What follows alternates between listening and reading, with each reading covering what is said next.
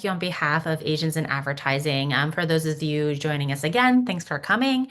For those of you who it's the first time, Asians in Advertising is really special and dear to me just because in an industry where we're often excluded, Asians in Advertising really strives to provide a community, a platform where we can all come together and create these opportunities to help elevate AAPI to leadership positions, network, advance each other's goals, careers, personal growth, all the great things to kind of help challenge that really challenge our community, especially given kind of what's happening today. And what we're really excited about is that today's topic in breaking that bamboo ceiling and making into the C-suite is really just so relevant for our community. So I hope you guys are really excited because I really am about what's going to happen later today. So we have our panel event. I'm your host, Christina Liu. I'm head of strategy and insights at CrossMedia. And I'll have Gabby introduce herself. Hi, I'm Gabby. I'm on the sponsorships team here at Asians in Advertising. Super excited for today. She will be your moderator, so let's see less of her. Quick agenda for what we're going to do. So we'll do some introductions, which we just did. I'll run you through some quick things of what's happening at Asians in Advertising, our upcoming events. We'll dive into the exciting part of today's event, which is our C-suite panel discussion, save time for questions and answers. So please, please, please drop into the chat your questions, and we'll have time later on to talk through them. And then finally, at the end, we'll have 30 minutes for networking where we can meet each other, discuss what happened during the event. So please stay on after the hour panel discussion and Q&A. One thing about Asians in Advertising is that our Leaders Program application is open, so you can apply for the Asians in Advertising career coaching program. The deadline is September 5th, 2025. Apologies, but essentially this is a tuition-free program. It's really designed to help any participants and applicants grow their leadership confidence, strengthen their professional presence, build a lasting community connections, and this year, we're partnering with API Rising to really provide cohort-based learning where all the participants will engage in these interactive sessions designed to foster that personal as well as professional growth. So definitely take a look at the opportunity. And then some of our upcoming and really exciting events. So we love our virtual events, but we also have some in-person events where you can see each other, build more connection. Our upcoming one here is API Silicon Beach in Los Angeles on August 27th at 5 p.m. So it's a special evening with other Silicon Beach companies, including not only agents in advertising, but Google, Meta, Snap, TikTok, Workmagic. So the first $250 worth of drinks will be on us. So come find Bernice. Also, we're going to be doing a New York event later on in the Big Apple in October. So more news to come there. We will share out once we finalize a date and venue. Our speed networking event, which is a virtual event, will be happening next year in February. So definitely RSVP for that. It's really exciting because you get to meet more people within our community and find a place to chat on all things. And then finally, our signature in-person event, Breaking Barriers, which this past year was hosted at Snap. We have a date for next year, which will be May 1st, 2026. So put that in your calendars. As we know more details, we will share.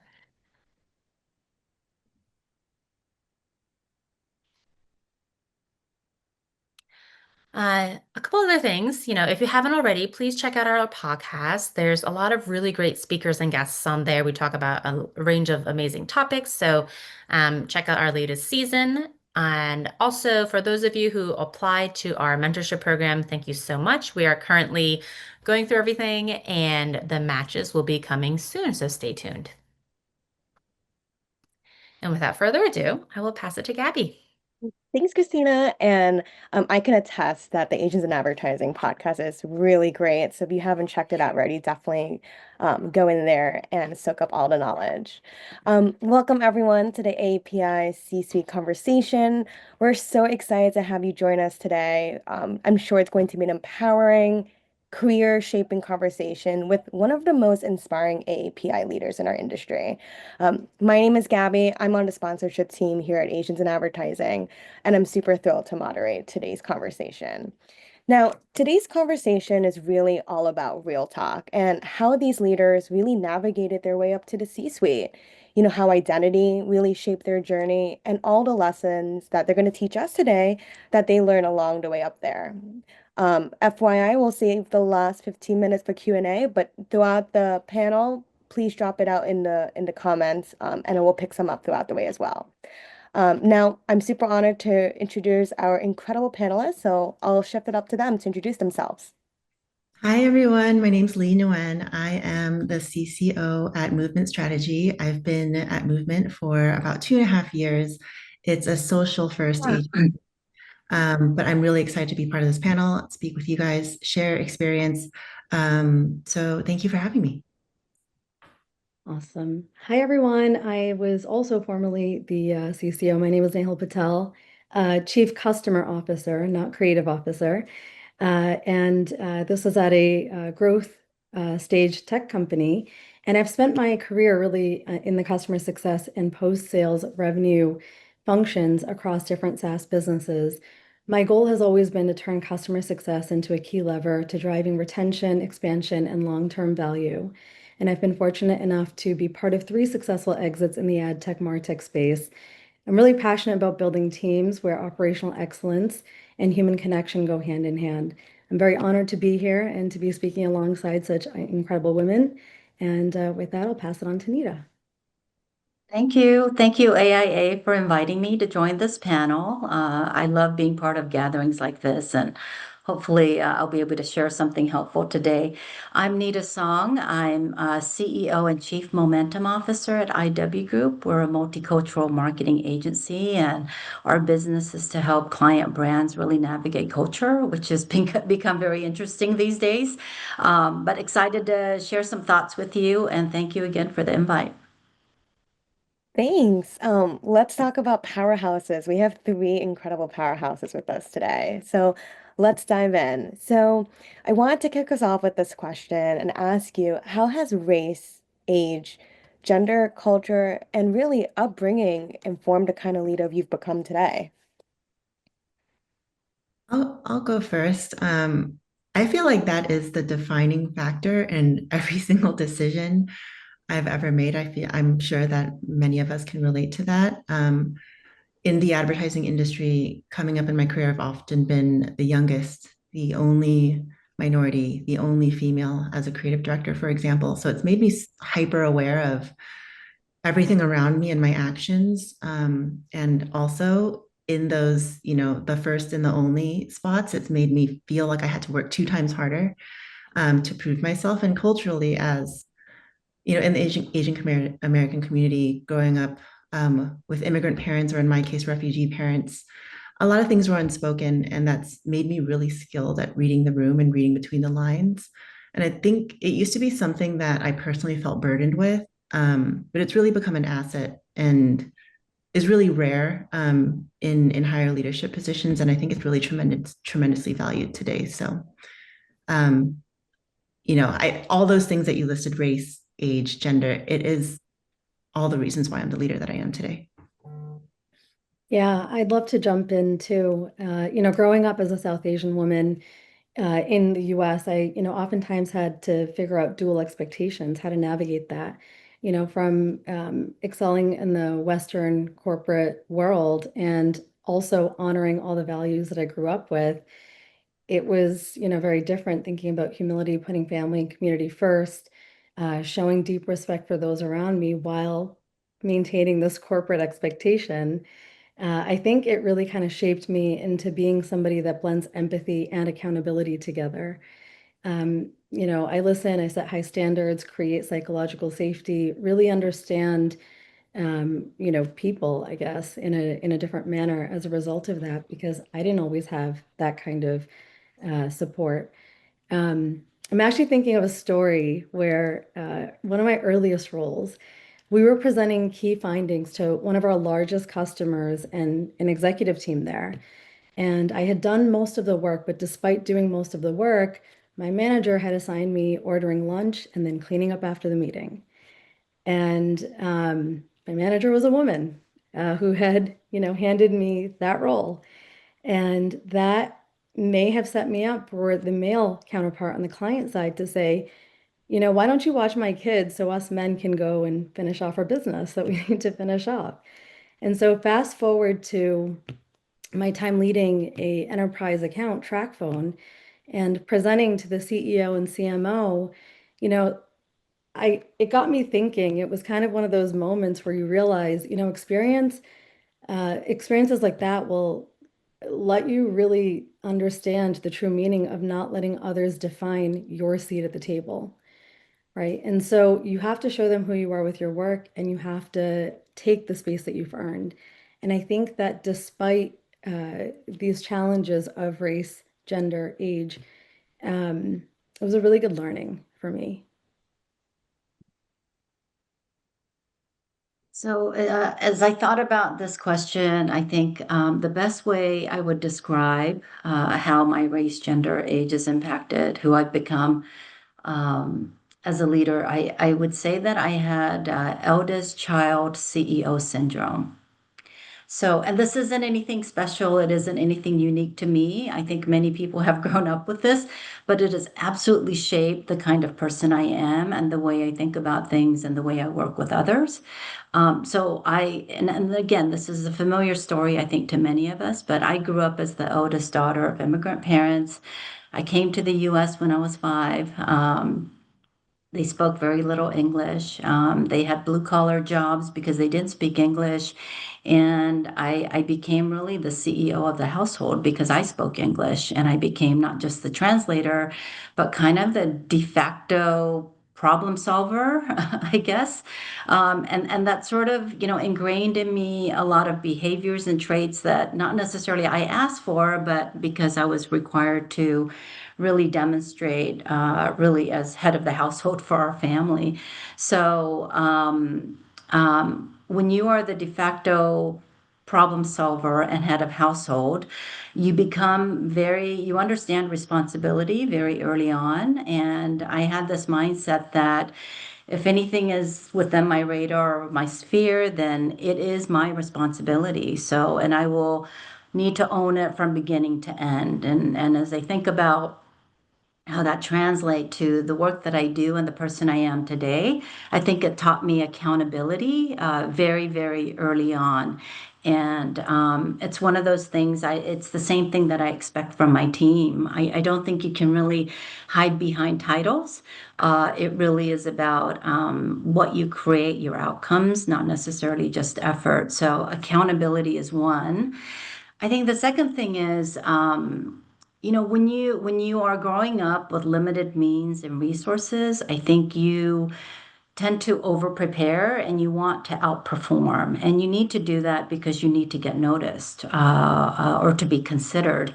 And so that created, I think, kind of a standard of excellence that I always push for. And that's not, necessarily a stretch. It was more of a means of survival. And it's really sort of shaped me in terms of how I think about the work product, and the kind of work I want to see from our team as well. So that's been another trait. And then the third part, which I think, we all share on this call is, growing up as an Asian American in the US, and we settled in the South. The first place I lived was a tiny, tiny little town in Alabama that most people had never heard of. And at that time, I really hated being Asian. I hated being the other because your difference made you stand out in a very negative way. But what I realize now is that it is such a rich attribute to have, to say that you live dual cultures and you understand dual cultures. It really shapes you as a person to think more multidimensionally. I think you are just more aware of differences as assets. And that's been such fuel for me in terms of my role at the agency at IW Group and what we do and what we were trying to do with clients. So I would say those three things. And yeah. Yeah, we're hearing a lot of great things, and I think a lot of people on the call are definitely first generation Asian Americans or immigrants as well that are, probably the eldest in their family too. We're hearing a lot of like empathy, accountability, and being over prepared are common traits. I guess my next question would be like, as you get into these leadership roles, what's like one trait you've developed in your personal life that you are trying to instill in your team as well, and how it's serving you professionally, and what might surprise others about you too? I think for me, sorry, did you Go want to ahead, Lee. go? I think for me, I think working as a creative in advertising tends to have certain expectations. And, in terms of the type of leader, which I'll probably get to in a bit later, but I think something that I've really leaned into, especially this year, if you've kind of heard my previous response, is emotional intelligence. In fact, I really doubled down on this and became a certified practitioner last month because I found that emotional intelligence is the reason why I've made it to where I am in my career. I think a lot of times leaders would, in the creative space, would lean into like being really loud and groundbreaking ideas and all that kind of stuff. And I think for me, it was really about how to strategically build teams, how to be thoughtful in that, and how to take things like I kind of talked about this in a LinkedIn post a couple of months ago, but like there's a tendency to believe that like loud leadership is like the hallmark of what it means to be a creative leader.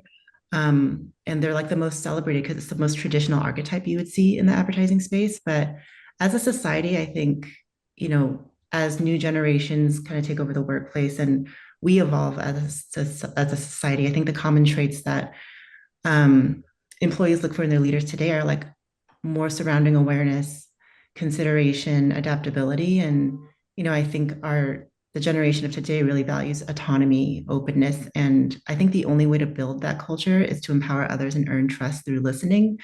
And I found that to be true throughout my entire career as a leader, from a creative director over a decade ago to the C-suite now. So that's something I would say is more so surprising to lean into as a creative leader, maybe not as an Asian American, but I think it's what's allowed me to stand out in the workplace.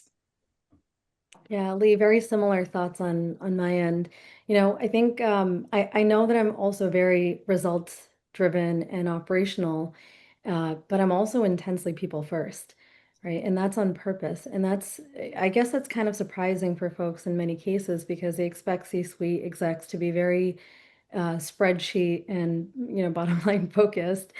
And it's important, but I think that the trait that just like you kind of called it emotional intelligence, I almost called it being an emotional translator. And so the person that kind of helps people say what they really mean and feel seen, and I feel that that's required to get the best out of your team, right? If you don't understand them, you don't really feel, they don't feel like they can say what they need to say or what they're truly thinking, you're probably not getting the most out of that person because they're not really feeling like they're doing something important at that point. And I think that's been powerful in navigating through tough client situations and relationships and, team conflict and any kind of change management. And I would say that that really hits home for me, what Lee just mentioned as well. For me, I would say maybe a surprise, maybe not so surprising, actually. Leadership trait that applies both to my professional and personal life would be just a constant need for momentum and progress. And that is one of the reasons I changed my title 10 years ago to Chief Momentum Officer. I've always believed that the opposite of momentum is stagnation, right? So stagnation to me is the sure path to irrelevance and decline. And I think it's so critical that we, always look at how we can improve something, even if it's working well, and just feel sort of constant productivity and progress happening. I think that's even more so critical now. And I am always saying to my team, let's get ahead of what's coming and let's anticipate what the clients need before they ask for it and get there first, because our job is to guide them, not execute for them. So I think momentum is one. And I think it's one of those things where um, it takes a lot of drive, and but I think that is the exhausting part of my personality, unfortunately. So that's my strength and weakness. But I do think it is what has been kind of the secret sauce to making our agency, IW Group, really stay at the top of our game in an industry that has evolved quite a bit, and even in times when multicultural becomes minimized. So it's not just how you stay busy; it's how you stay alive, and that's how I look at it in my personal life. And as I get older, I'm not thinking of slowing down. I'm just thinking of what am I going to do different. That's different now. So I'm learning pickleball this year. I'm going to really pick up golf and stop being the 6-year beginner golf player. I'm going to become much better. So that's my goal. So it is pretty consistent in terms of how I apply it professionally and personally. It's exhausting for my family, though, and I'm sure my team. So I will say that. I love it. I mean, I'm the same way. I love the momentum. I love to keep things going and stay super busy. Like if I tell you all the other things I do in my life, you're gonna be like, what is going on? But come momentum, right? Challenges arise as well, right? My next question to the group here is, what's a pivotal change you've had on the path into the leadership role you're in today in the C-suite? And how do you overcome it? And what's your advice to those who are in that same situation right now? I can kick us off. So early in my career, I really assumed that if you worked hard and you delivered the results, recognition would just naturally follow. I mean, right? Why wouldn't it? But I think I quickly learned that the impact and visibility were really two different currencies. And so, I think that uh, and I guess especially when you're not like the default leader, right? That's not like the picture that people have in mind when they think of a default leader as an Asian woman, maybe a little bit younger. And so I had to get comfortable advocating for myself and telling my story in rooms um, where I used to stay silent. And so I'll never forget a performance review where the feedback I got wasn't actually about my results, but it was about whether or not I was ready to lead based on soft perceptions. And I realized that if I didn't shape the narrative, someone else would. And so I started to speak up more with conviction, take credit with confidence, and really start to build allies that could vouch for me both on the outcomes and my ability as a leader. And I think that that really changed a lot for me. It kind of opened up a lot of doors. And I would say, don't, if you have something valuable to say, if you have something that, deserves others to hear it, don't hold back based on your tenure, based on, your experience, because everybody brings something unique to the table. And that's the beauty of it, right? You have to sort of bring that up to be noticed. You can't just rely on others to build that narrative for you. Yeah, I'm gonna be so real right now and like, talk about what we all probably have felt at one point or another, which is imposter syndrome.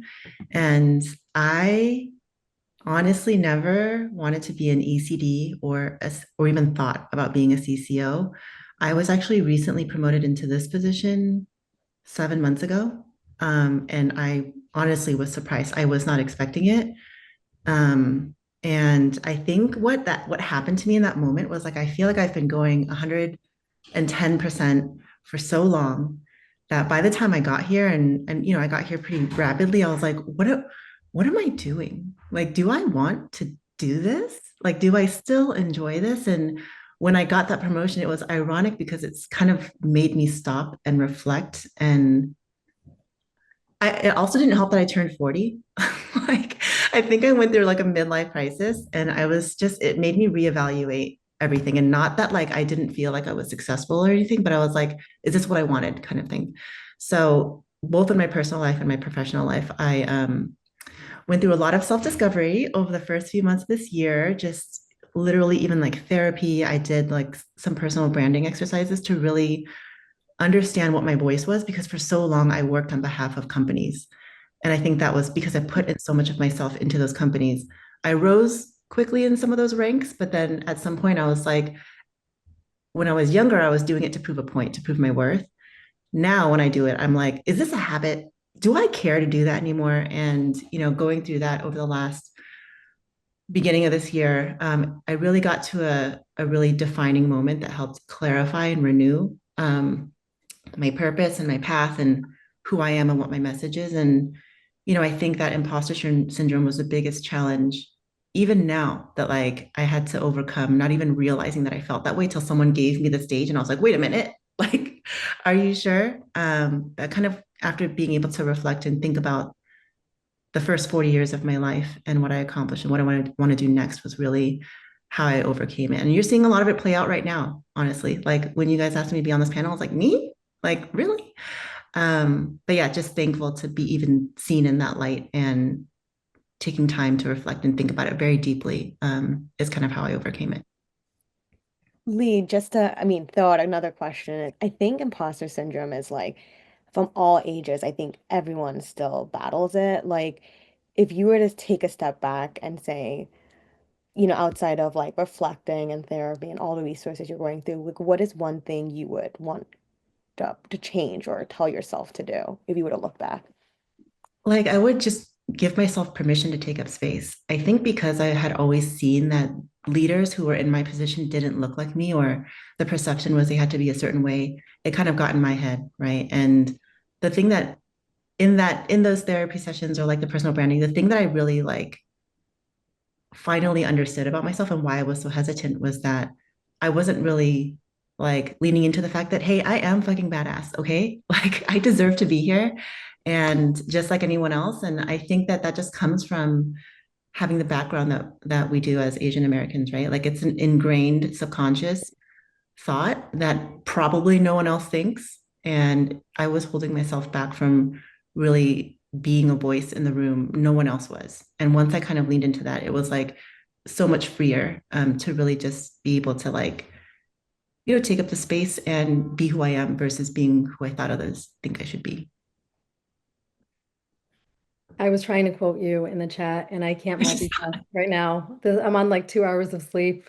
Thank you, kids. You guys are hilarious. Good quote. Nehal and Lee, I was going to say that I agree with everything you said, and it's so relatable. And like we are not alone, right? Like in my network of women executives and people that I know, everyone has gone through that. So, and it's one of those things that we should just own and feel very comfortable knowing that we went through it because in some ways it makes us stronger, but also connects us, right, as a group. One of the pivotal challenges that I remember in my career the most distinctly, it is like a scar, is about I want to say about 5 years into my career. So I was kind of a mid-level manager. I was at that time working at a very large corporation, part of a team, and we were going through sort of one of those personality assessments, like, how do you work well with other people? One of these sort of tests. And as part of that test, we were all asked to really look at all of the colleagues or peers that we work with and use a word to describe that person. And someone in the room used the word wallflower to describe me. And it was a really painful moment. I was hurt because this person was someone that I thought was a friend. And again, I took this very personally. And when I asked her, why did you use the word wallflower? She said, well, wallflowers are really nice, but also you're very quiet, and you seem a little bit shy. And then when she told me this, I really started to reflect on why she might have had this perception of me, because in my mind, that's not what I thought I was doing. So in meetings, I didn't always speak up. I just assume let those who like to take up oxygen keep taking up oxygen, because you will always have those with very loud, big voices and always something to say. And I felt like I was always reserving my time to speak when I felt I had something important to contribute. So I thought that was more strategic and smart on my part. And then I also would give courtesy to others before I would take something first. I would allow others to take the seats first, just little behaviors like that. And I realized, and it was really encouraging to hear that a lot of these are the similar behaviors that many of us exhibit, in the book, Breaking the Bamboo Ceiling. And so it just really was a wake up call for me. And I'll never forget that word wallflower, because I realized that I need to behave differently. And if I want to be seen differently. And this is someone who I'm still friends with, actually. And to this day, I'm very thankful that she had the boldness, and she's a very bold person, to actually say that to me. But it has changed the way I work, how I interact, and just really helped me grow. So it really put me on a path to what I would call assertive leadership, which is really about being direct, but also being courteous. There's a balance here, right? And I don't, and it's not aggressive. But being thoughtful, but also making sure that you have a voice. And over the years, I've told some of my younger staff members, hey, we're going to a client meeting. When you see that table, I don't want you to sit at the chairs in the back. Take the seat at the table. If it's not reserved, anyone can take it, and you should be one of those people. So just the smallest behaviors like that really says something about you. And I think it's very important that we think about these things. But it was such a powerful lesson, and I call it my wallflower story. But anyway, I wanted to share that. Nita, I think that could be your next book or your future book, My Wallflower Story.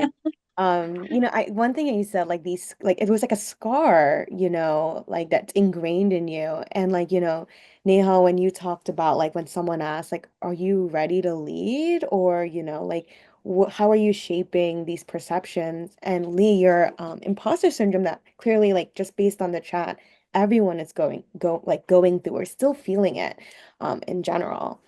So my next question to the group would be, have you ever had to challenge stereotypes or perceptions of what leadership should look like? And, how did you handle that when someone came to challenge you about that? Yeah, I think I mean I feel like I've been sort of saying some of this throughout my answers, so I'll like keep this one shorter, but I mean I've been in advertising for almost 20 years now, and when I started, I would honestly say it was still very Mad Men-y, like very, cis white males as my counterparts. Um, I've been unfairly compensated and had to fight for that multiple times. I've been overlooked for projects or had a project taken away from me that I sold through for multi-millions of dollars because they thought that I couldn't direct like, a certain video and did it behind my back kind of thing. So like many of those things have happened because of this perception that I wasn't capable. Um, and to be honest, like when I was younger, when I felt defeated by moments like this, I would just leave and find another place where I thought I would feel appreciated. And between us, that's been every single place I've been at. Like I noticed that every time I would get to a point of like either burnout or like I'm over it was because of those feelings.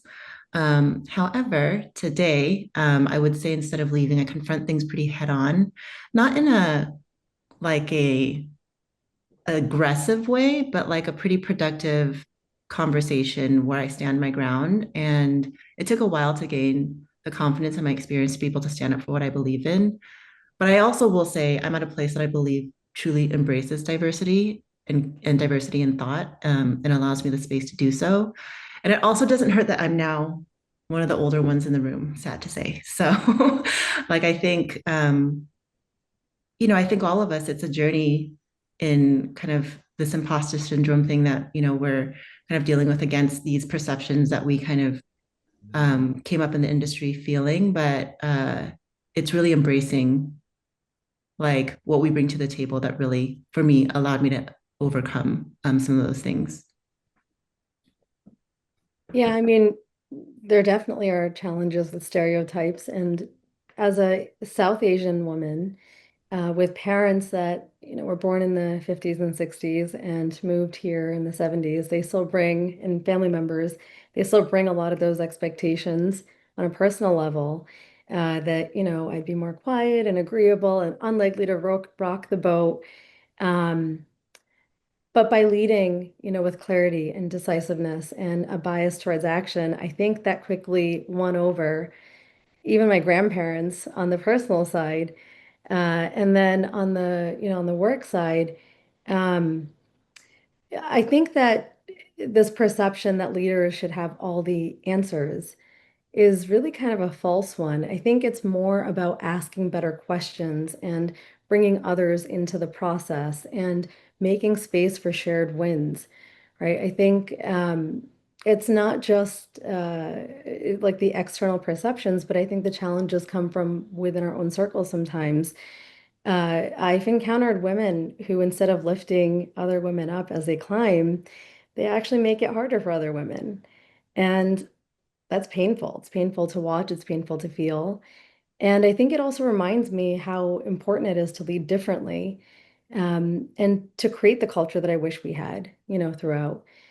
So to me, true leadership isn't defined by authority or control, but it's more measured by the opportunities that you're able to create for others.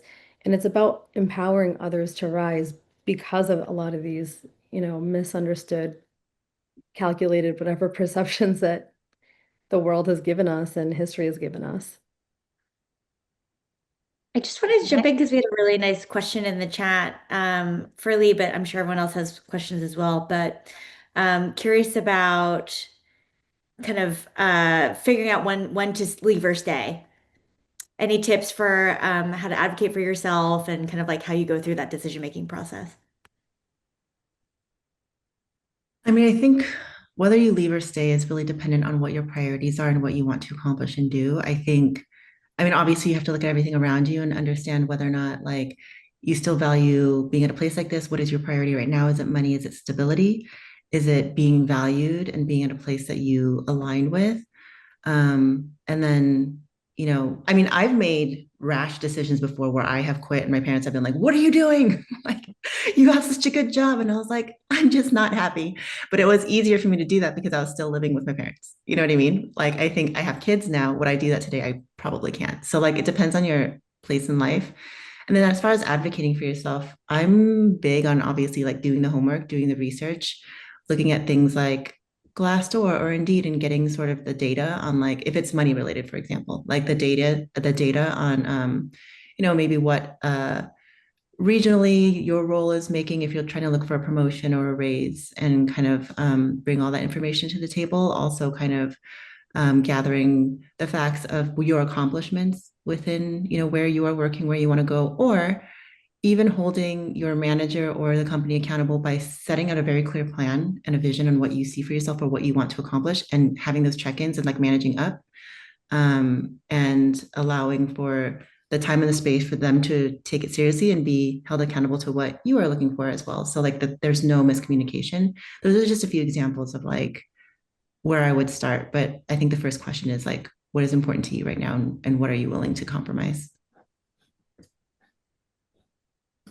I think actually why I said I was most recently the CCO was because I actually made a decision to leave recently. And I think the question that kept on coming in my mind, I'm a mother of two very young kids, really long journey through IVF and surrogacy, and finally made our family.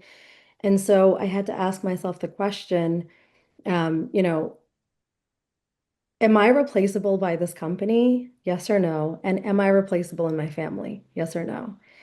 And I think that knowing that that is the competition for me made it clear that I needed to have a situation where I could still do what I'm passionate about, but on my terms. And so now I'm consulting and I'm helping multiple different businesses, as a fractional. And that allows me to still do the thing that I'm passionate about without having to sacrifice a lot of time and time for somebody else that maybe would just replace me in a minute's notice, right? And at the expense of my family. And so I think that for me, I know the question was directed to Lee, but I felt the need to jump in because it hits home hard. For me, that was where I decided, yep, it's time to leave. Yeah. I think one of the skills that I feel we just don't talk about enough that I think is absolutely critical is negotiation. And it's such a there's such an art to it, right? And there are master class courses on this, which I'd highly recommend you take a look at. But understanding how to negotiate and coming to the table prepared to defend and request what you want or what you need, I think is definitely a skill that needs to be built. And I think I've learned through many mistakes how to get a little better at it. And one of the areas I would say in terms of stereotypes and perceptions is that as an Asian agency, I've always felt that it was so much harder to negotiate a contract or a budget. And it would just infuriate me that sometimes we'd be given such limited budgets. And I remember working for one of our largest clients many years ago. And essentially, they were asking us to produce and create the kind of work that the other agencies were doing. And I felt I just needed to really be perfectly candid with this client, and I knew that it might risk the business. But honestly, the business going in this way was not sustainable for the agency anyway. So I went in and I expressed to the client, and I was very nervous and sweaty, and I'm like, okay, I've got to do this. But basically, I told him that, you're asking us to do this, you're asking this agency to do this, but I want you to just think about the fact that when you have a dollar, you can do a whole lot more than when you have a penny. So you need to give us more than a penny. And that actually turned out to work in our favor, and the client actually increased our budget. It also created a whole different kind of relationship for me and this client, which has been very positive. But it also, the sort of fear I had of asking for more really turned into empowerment as well. So, and today I don't believe in giving discounts. The clients are buying our knowledge and our skill, and that does not go on sale. So I hate to undervalue our team's expertise, and we have an amazing team. And I feel like that's not up for negotiation. But understanding what I am willing to negotiate, because I think offering efficiencies and competitive pricing is absolutely critical to survival, is something that we definitely want to do. But just this art of negotiation is an area that I think everyone could benefit from. Thanks, Nita. And as we are, for the folks that are joining in, as we're heading close to our Q&A session in 4 minutes, drop all your questions in the chat, and we'll have the team answer the questions. As we kind of get into our last question, I feel like we can talk all day about this topic. One question to Nita, Lee, and Nehal is, if you have one message or advice to the next generation of AAPI professionals, what would it be? You don't need permission to lead, you need conviction, right? I think you show up for yourself the same way that you show up for your team and your craft. And I think you choose the people that don't just hold the door open, but the ones that remind you that you should have always been leading from inside the room to begin with. And your voice is your power. So speak it, own it, amplify it. I'm gonna take some notes that I took from my personal branding exercise that I wrote for myself. But that would be break the patterns, turn your disadvantages into opportunities, burn the blueprint, build the future. I want to share something I learned many years ago, and that is build your own personal board of directors. And I guess this ties into mentorship, but I've never really had a formal mentor. I always thought that was a very awkward sort of arrangement and it felt very forced. But as you meet more people, as you work with different bosses, as you meet different clients, you should think about how they become informal mentors for you. What are the behaviors that impress you? How are they effective? How are they ineffective? And this becomes and from that, you start to build a very tight network of people that you rely on, and they become your personal board of directors. And I would say over the years, some of the best advice, best support, advocacy that I've received has been from this personal board of directors. So that would be my advice. I love that, Nita, because I remember my first mentor in life, I was like, I went to her office and I was like, "Hi, I'm requesting to be your mentee. Would you be my mentor?" And she's like, "What?" She was like, "You don't like." She goes, "Of course." She goes, "I thought this was Me. a thing already." But I loved how you call that out, having your personal board of directors. As we're getting into our Q&A now, some questions that we had in the chat. I love this question. So. The first one is curious if anyone has considered the types of leadership styles and acted on these. A personal manager mentioned a servant leadership style, which in the situation wasn't ideal. I responded in the chat, so I'll let Nita and Nehal answer this one. Gosh. I don't know if I fit the mold of a specific leadership style. First of all, I would say I'm a self-taught leader, right? So I didn't follow a book, I didn't follow a template. I sort of grew through my mistakes and through my own learnings and, just sort of figuring things out. I actually think now, I mean, I wished many years ago that I had a more predictable path that I could follow and a template to follow. But as I look back now, I think that is probably what's going to set up this new generation of successful leaders. Really making yourself someone who is self-taught, because the world we're entering now, especially in our industry, is uncharted territory. So being someone who is very comfortable with change, who gets excited about transformation, who is always looking to sort of learn and be a student, I think is going to be sort of the survival skills of the future.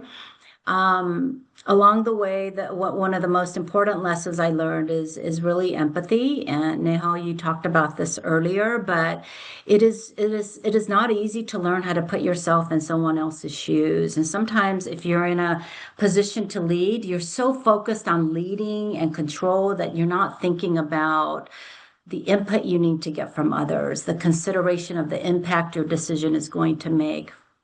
And the reality is, as you get higher in your career, you're going to become lonelier because you are often going to have to be the one to make the difficult decisions that others don't want to make.